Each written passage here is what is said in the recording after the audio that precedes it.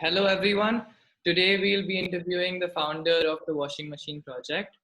Born and brought up in England, Nav Sawhney has over 5 years of professional engineering experience at global technology companies such as Dyson and Jaguar Land Rover behind him. The washing machine project has created an affordable, portable and accessible washing solution and aim to distribute it all over the world to people who require it the most. So, Mr. Sawhney, it's a pleasure to have you here.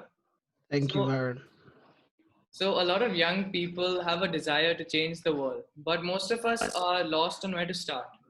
So, helping people in need and the impact that it has on the world looks easy to begin with, but combining ambition, goals, and finding the right mission makes it a complex choice.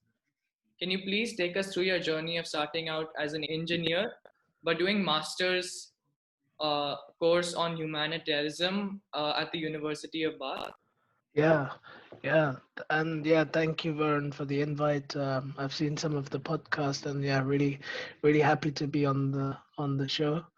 Um, so my my upbringing is a really good example of how when you have initial plans, things really don't work out how you intend them to be. So I grew up in London, as you mentioned, and I was a very curious child.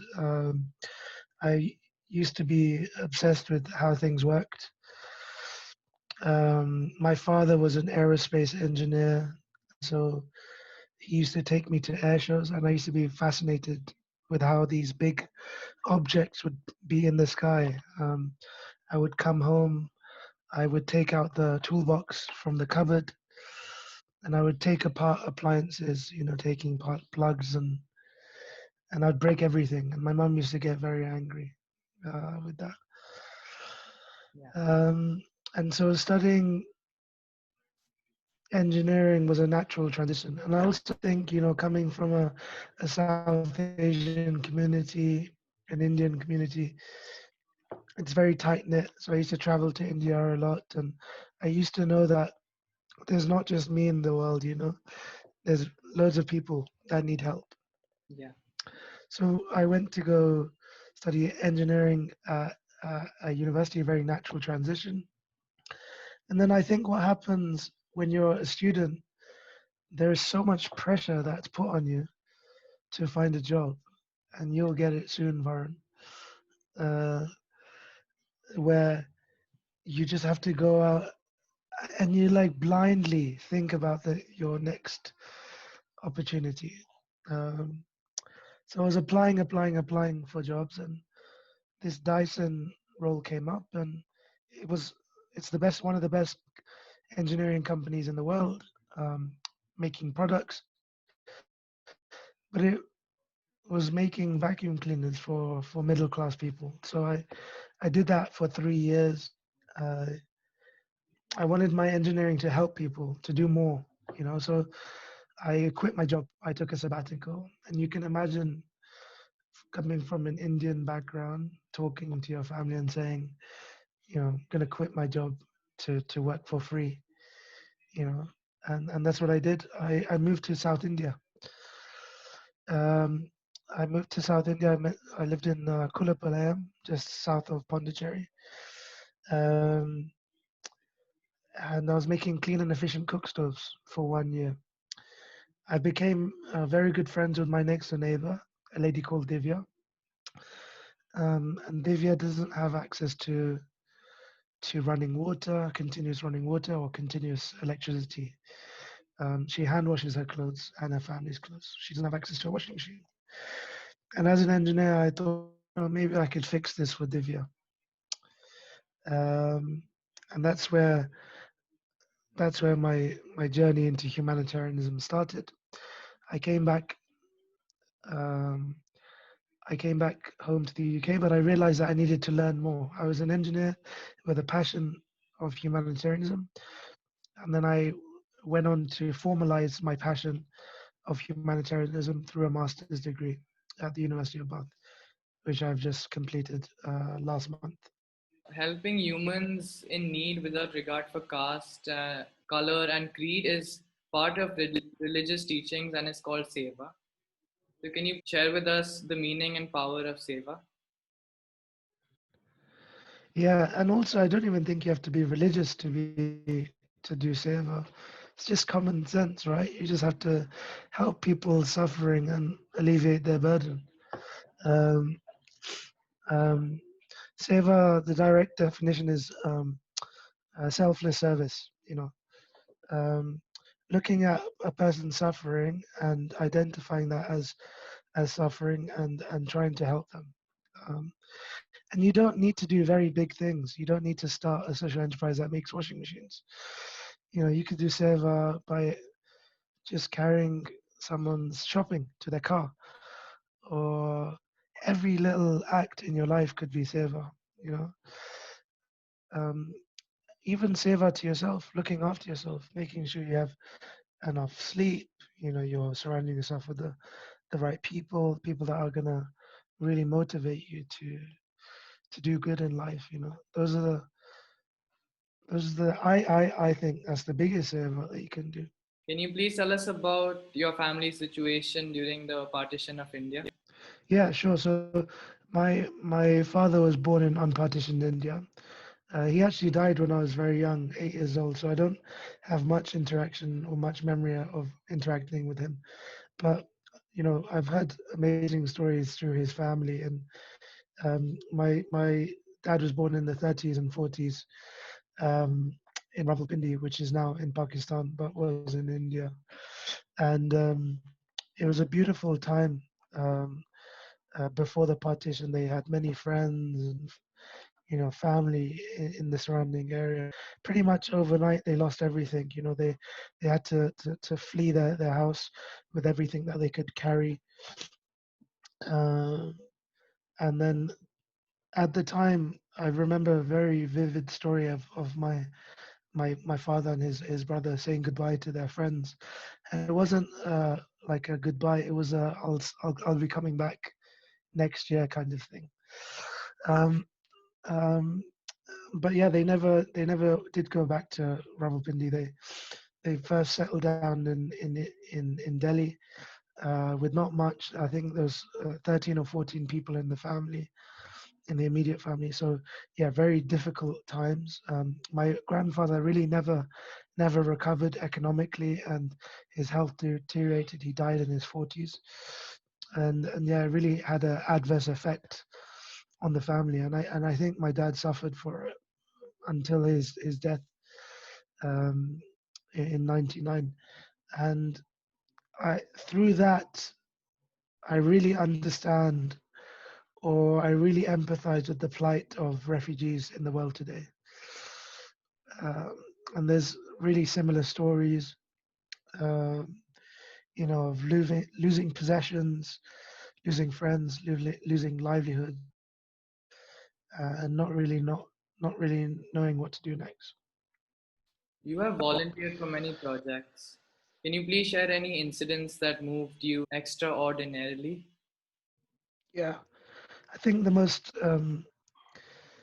most moving experience for me was having that interaction with Divya and promising Divya the washing machine. Um, it was a specific point where I was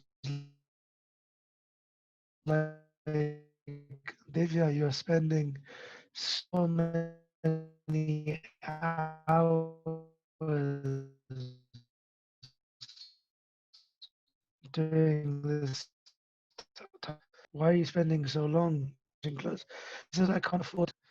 So it was that interaction with Divya and promising her um, a manual washing machine. And that's when the washing machine project really started in earnest. And I've never forgot that interaction. I've got that moment. I can share it with you, Varun. It's a picture that I captured, and I've got it printed on my bank card to remind me every day of why are we doing this? What was the promise? And you know uh, why am I here?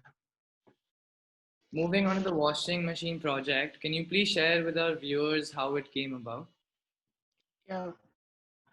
So The washing machine project was started on a promise with my friend, the next door neighbor, Divya. Um, we create manual washing machines that save time, water, and effort for 70% of the world right now who do not have access to an electric washing machine.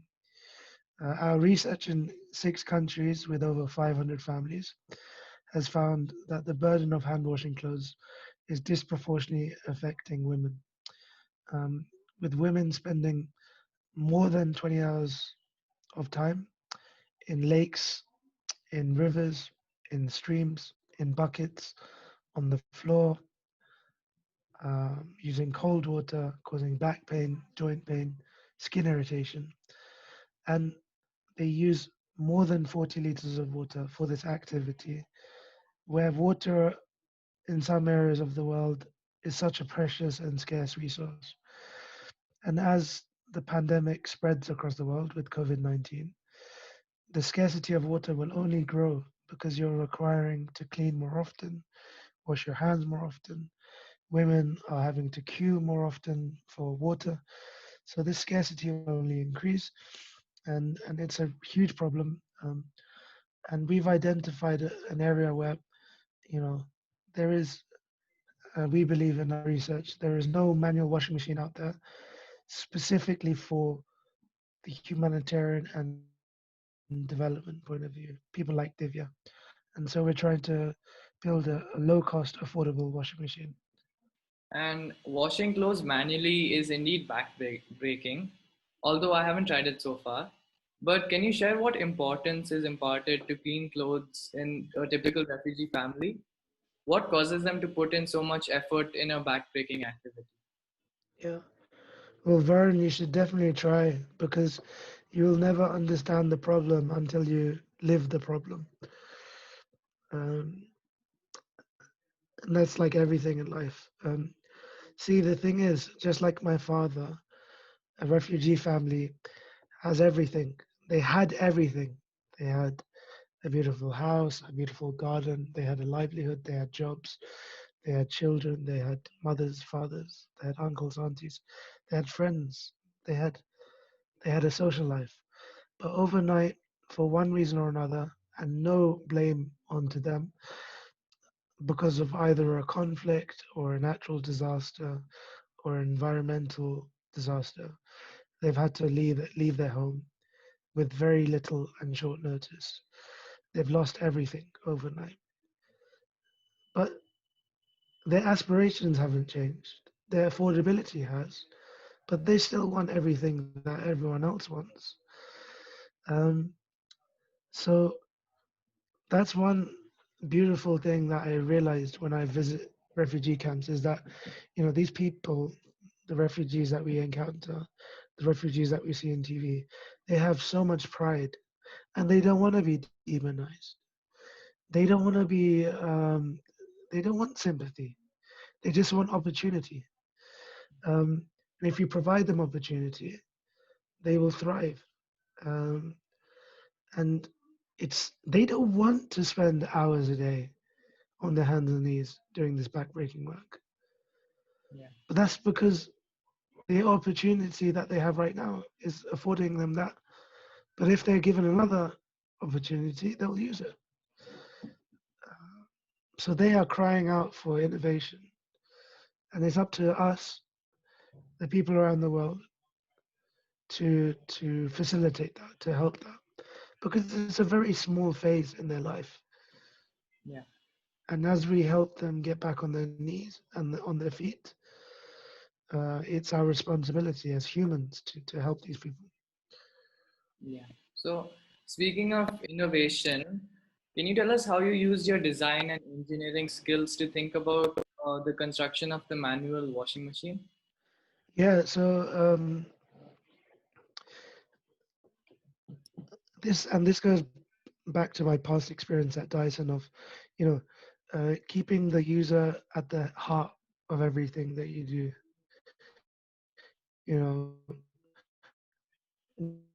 We are very, very, and we want the beneficiary, the user, to adopt our machine. So when we create our design, we create it with user-centered approach. Um, some of the feedback that we've had is that, it needs to save time, it needs to save water, it needs to save effort. It needs to be light and portable from when people move from camp to camp. It needs to have a large drum capacity for larger families. It needs to have a low water consumption. All of these insights that we get from the user goes directly into our design. And we're getting really interesting feedback from our first prototype that we've implemented in camps in Iraq. Does a manual machine impose severe limitation on design? Yeah, it's a very complex task. You're trying to add 5 kg of clothes, 15 to 20 liters of water, plus a 10 kg barrel. That's what is that? You know, that's 25 kg to 30 kg Yeah. that you're trying to spin, uh, whilst also trying to alleviate the burden of that spinning. So it's a huge, complex design challenge, and maybe that's why people haven't tried it, and it's hard to keep the cost down as well, which is what we're trying to do, to make it affordable for people that um, that live in developing contexts.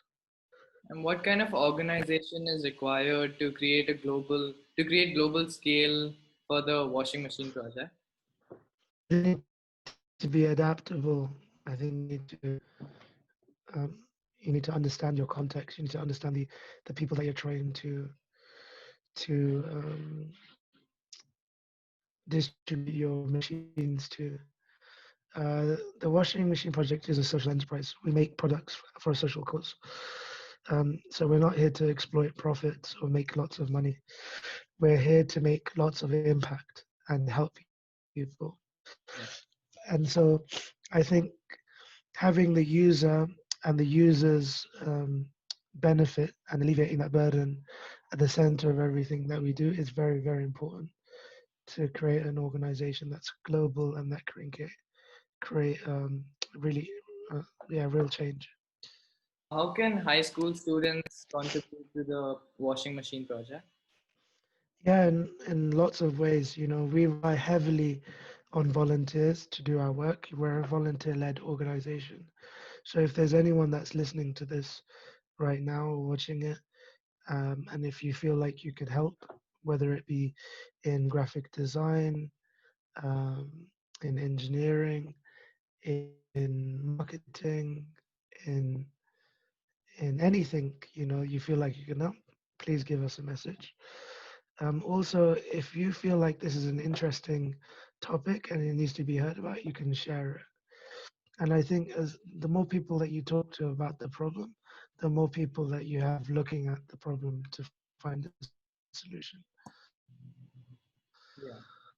We rely heavily on donations and support. So if high school students can tap onto their community and donate and support us financially as well, that's also an area that you can support.